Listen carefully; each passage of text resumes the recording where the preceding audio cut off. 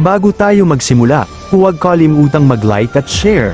Kung nagustuhan ninyo, mag-comment sa ibaba. Maraming salamat, let's go, ituloy na natin ang kwento.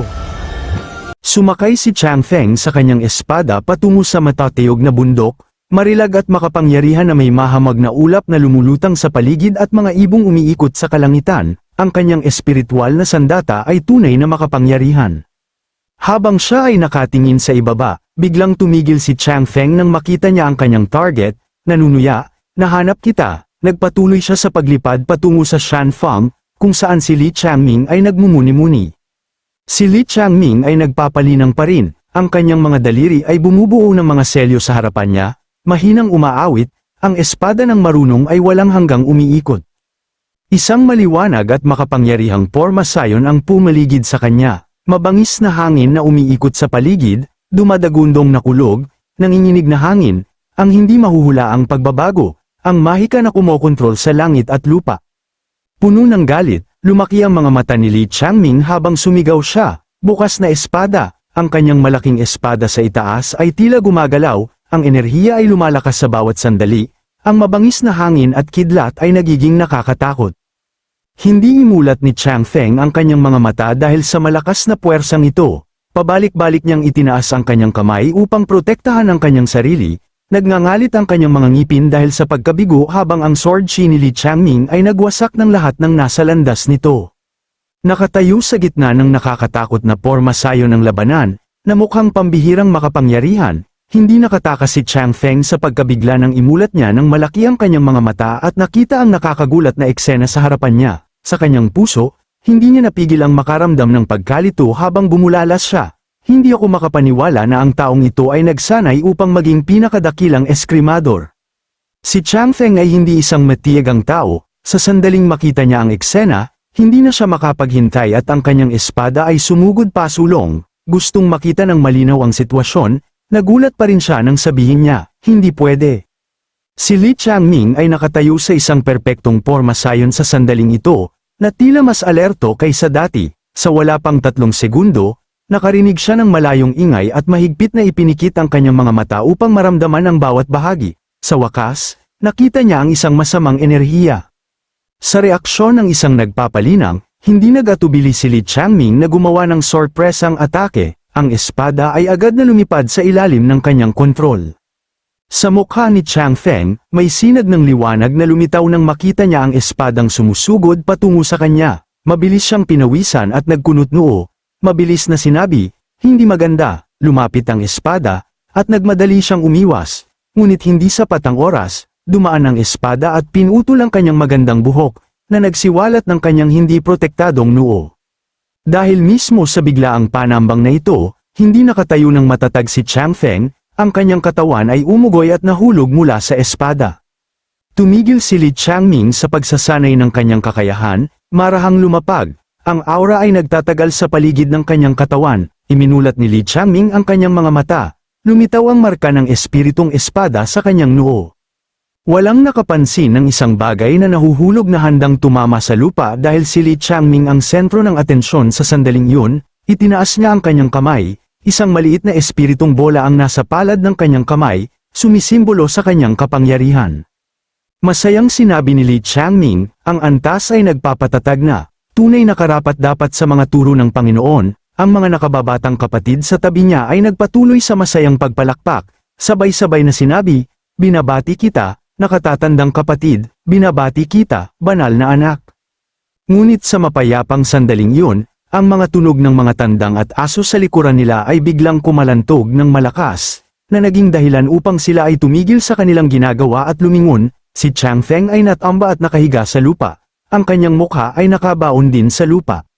Di nagtagal, ang iba ay nagtipon upang tumingin, lahat ay may palaisipan at mausisa na mga ekspresyon. Nagsalita si Li Changming, hindi ba siya ay kamukhang kamukha ni Chang Feng mula sa Ziqing Holy Land? Ang mga nakababatang kapatid ay natulala at pinagmasdan. Ang ilan ay nang ahas na gumawa ng mga haka-haka batay sa anyo ni Chang Feng. Ang buhok ng nakatatandang kapatid na ito ay medyo manipis. Mukha siyang mas matanda kay Chang Feng na nakatatandang kapatid. Napagtanto ng nakababatang kapatid makalipas ang ilang sandali.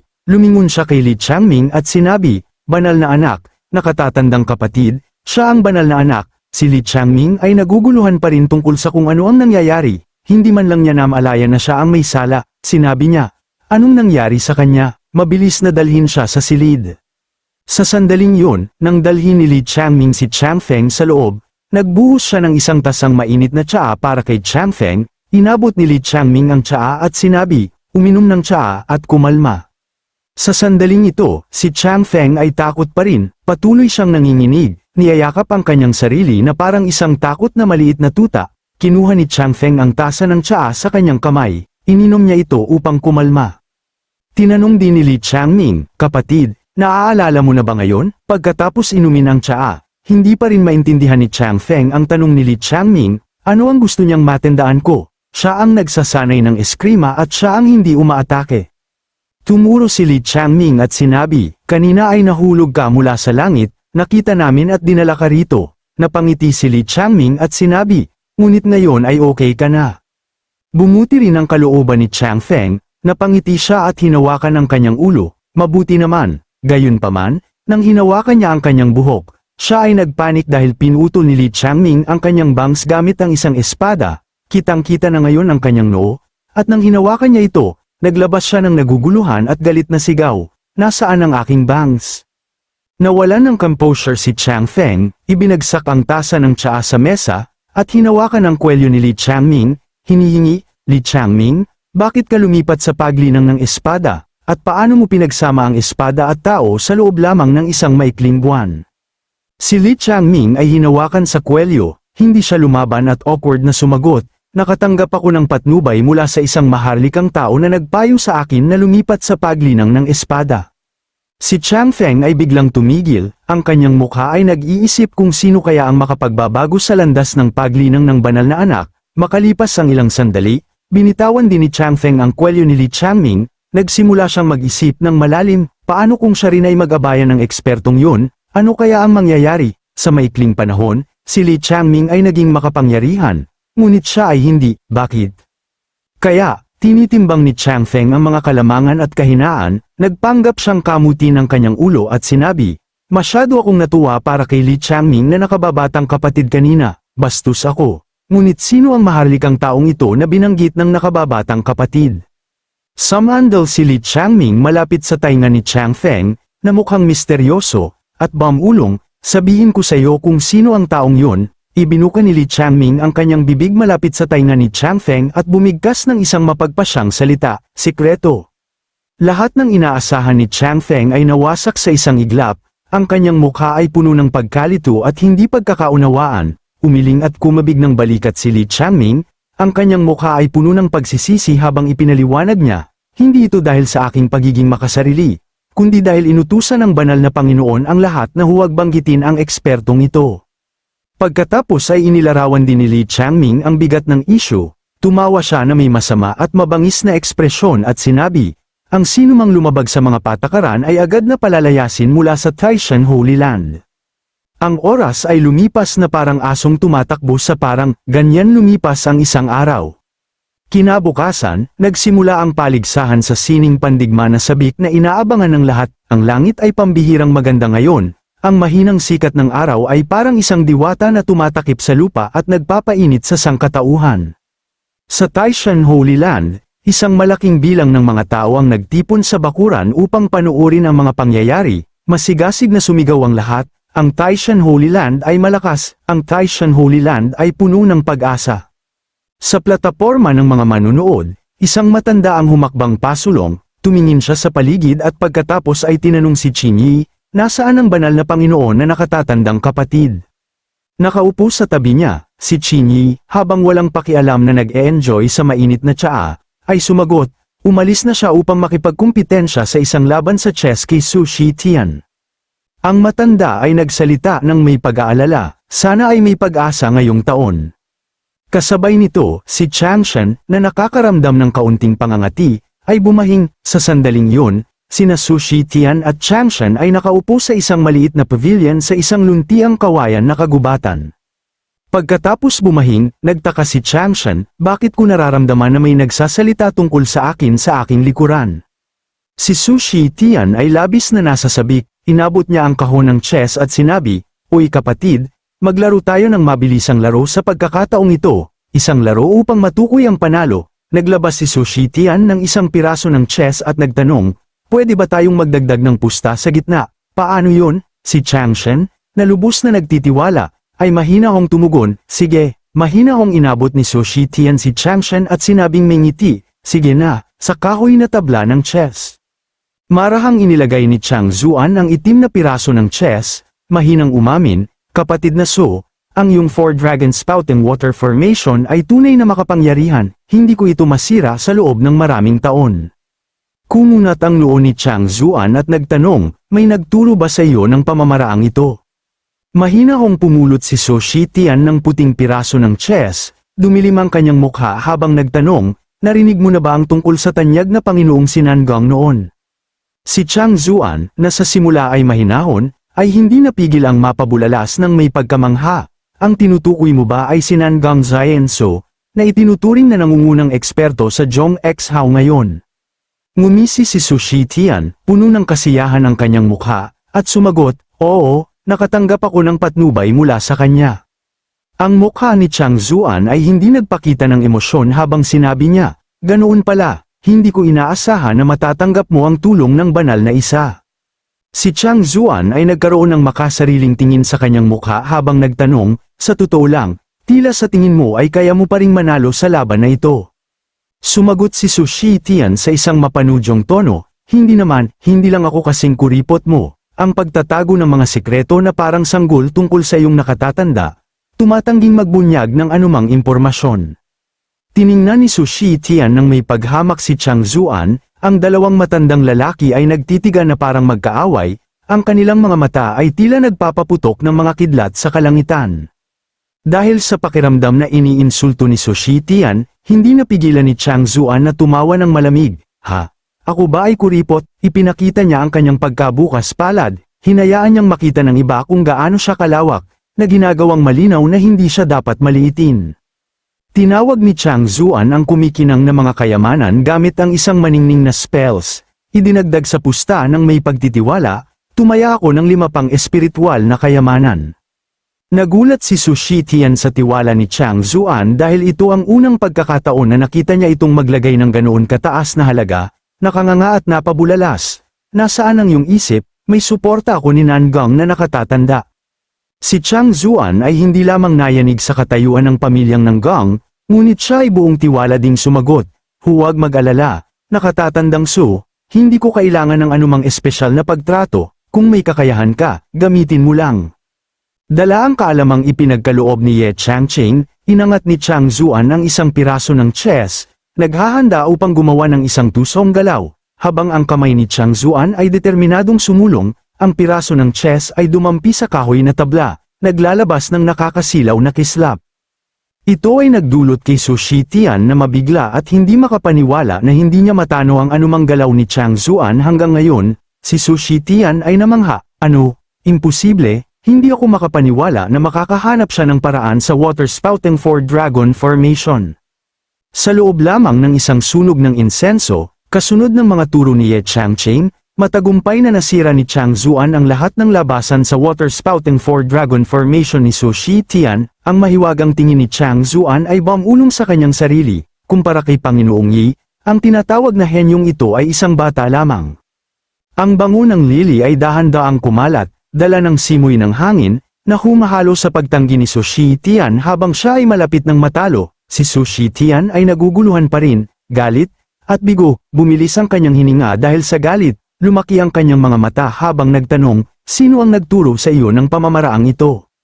Hinimas ni Chang Zuan ang kanyang balbas na may kaaya-ayang ngiti, ngunit sa kanyang loob, nakaramdam siya ng kasiyahang siya lamang ang nakakaalam, "Kapatid na Su, huwag nang magtanong pa, hindi ako magsasalita, walang silbi ang pagtatanong." Ang bibig ng matandang ito mula sa pamilya He ay mahigpit na nakasara.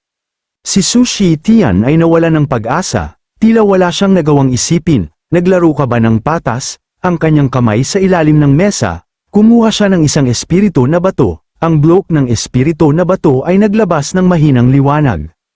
Pakiramdam ni Su Shitian ay parang nakakita siya ng isang lifeline, ngumisi siya ng masama, iniisip, Huwag mo akong sisihin. Sa labas, ang malambot na liwanag ay patuloy na kumikinang sa kagubatan ng kawayan, hinawakan ni Sushi Tian ang bato, palihim na ipinapadala ang kanyang enerhiya dito na parang umabot na sa patay na dulo, determinadong hindi matalo. Naipit ng daliri ni Sushi Tian ang espiritu na bato.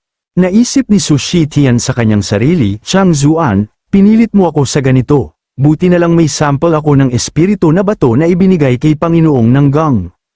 Sinamantala ni Sushi Tian ang pagkakataon upang sumalakay kapag tama ang oras, ang berdeng ilaw na bato ay mabilis na lumipad sa kagubatan, sa mga patong-patong na makakapal na bundok.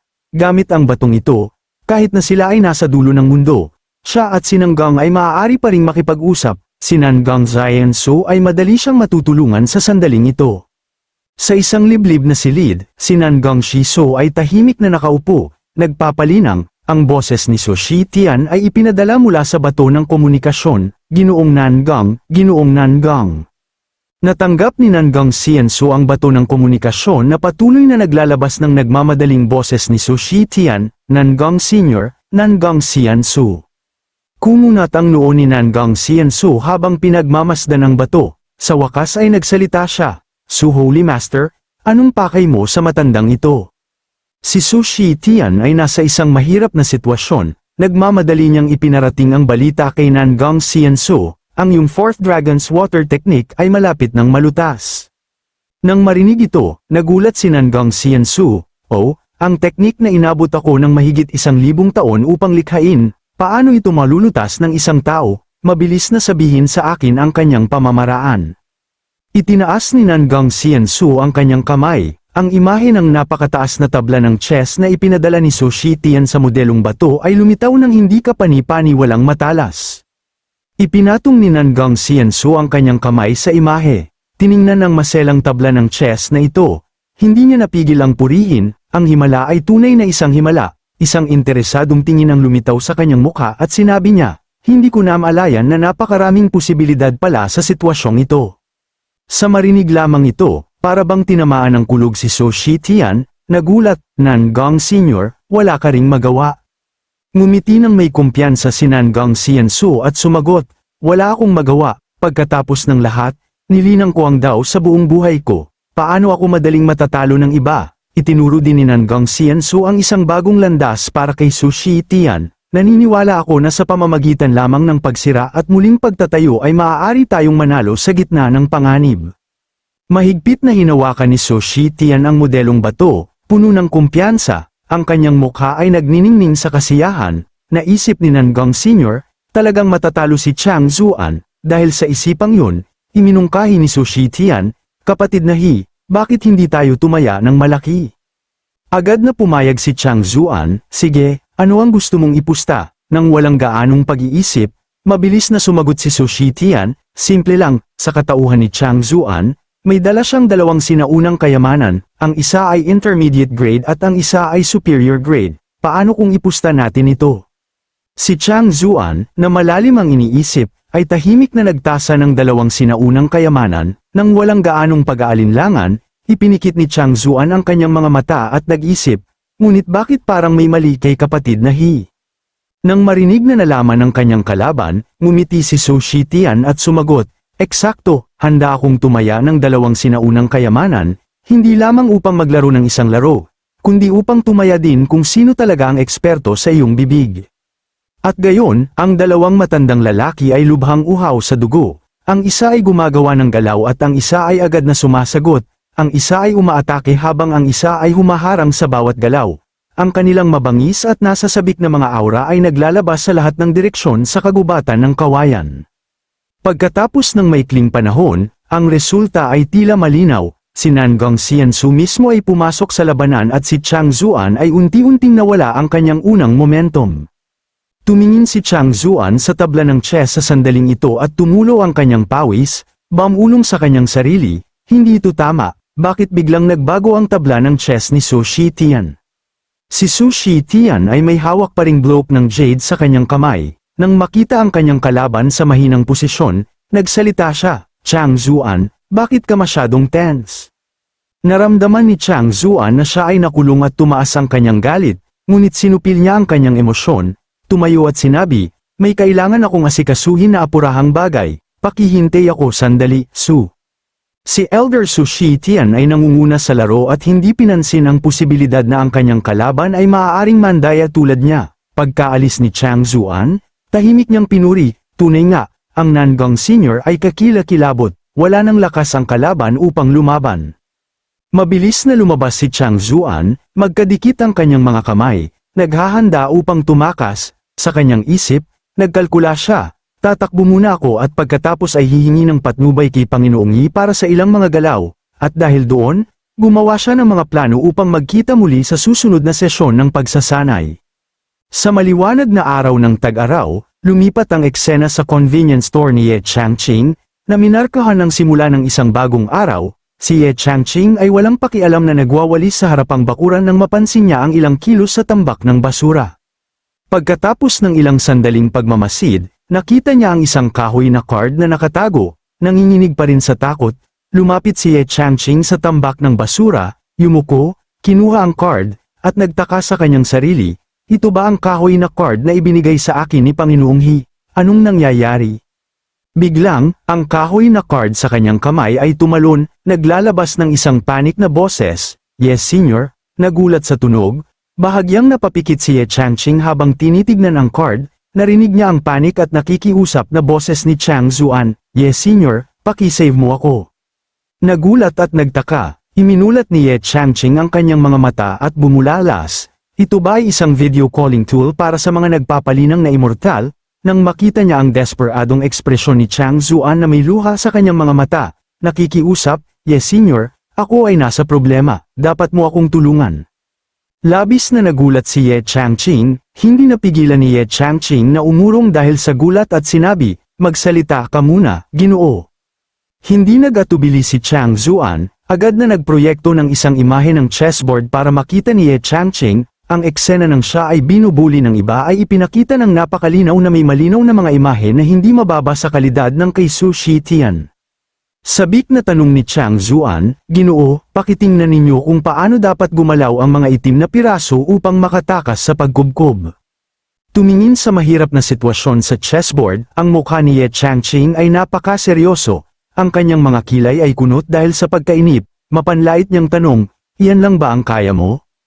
Gayunpaman, si Ginoong Yi ay tila tunay na desperado, umiiyak at nakikiusap para sa kanyang tulong. Ang eksenang ito ay nagbigay kay Ye Changqing ng panginginig at wala siyang magawang iniunat ang kanyang kamay upang suportahan ang kanyang noo. Sa huli, nagpasya siyang tulungan siya, sinabing, hayaan na, gawin mo lang ang sinasabi ko. Sa pahintulot ni Ye Changqing, nakaramdam ng kaginhawahan si Chang Zuan at nagpasalamat, opo, salamat, Ye Senior. Sumulyap si Chang Zuan sa loob, ang kanyang mga mata ay puno ng kumpiyansa at tuso, tahimik nang umiti sa kanyang sarili. Ang Panginoon mismo ang pumasok sa labanan, sa pagkakataong ito ay magiging maayos. Hindi nagtagal, pumasok din si Chang Zuan at naupo sa kanyang upuan, nakangiting sinabi, Kapatid na Su, matagal ka bang naghintay? Si Su Shitian ay naiinip na nanlaban ang kanyang labi at sumagot, nakikita kong napaka-relax mo, kapatid, nakahanap ka na ba ng paraan upang masira ang pagkubkob? Hindi sumagot si Chang Zuan, nakapikit ang kanyang mga mata. Iniunat niya ang kanyang kamay upang pumulot ng itim na piraso ng chess, nakatuon sa mga tagubili ni Ye Changqing, inilagay niya ang itim na piraso sa ikawalong posisyon, sinira ang koneksyon sa pagitan ng dalawang piraso. Agad na sinunod ni Chang Zuan ang mga direksyon, hinanap ang kanyang target, at pagkatapos ay inilagay ang kanyang piraso. Nang makita ang galaw ni Chang Zuan, naging hindi kanais-nais ang ekspresyon ni Su Shitian, sa pag-iisip na ang galaw na ito ay hindi inaasahan. Si Nangang Xiansu na nagmamasid sa laro ay naunawaan ang sitwasyon at hindi hahayaang magkaroon ng disadvantage si Su Shitian. Kaya pinayuhan niya ang puti sa siyam na pwesto upang palakasin. Mabilis na napagtanto ito ni Su Shitian at agad na ginawa ang galaw upang baligtarin ang sitwasyon. Si Ye Changqing, nang walang pag-aalinlangan, ay nag-utos na ang itim ay pumunta sa 10 upang i-connecte ang langit at lupa. Si Chang Zuan, nananatiling kalmado, ay ginawa ang galaw ayon sa direksyon. Si Nangang Xiansu ay tila naging balisa, mariing sinabi ang kasabihang, 33 puting bato, 33 itim na bato, agad na ibinaba ni Su Shitian ang kanyang puting bandila.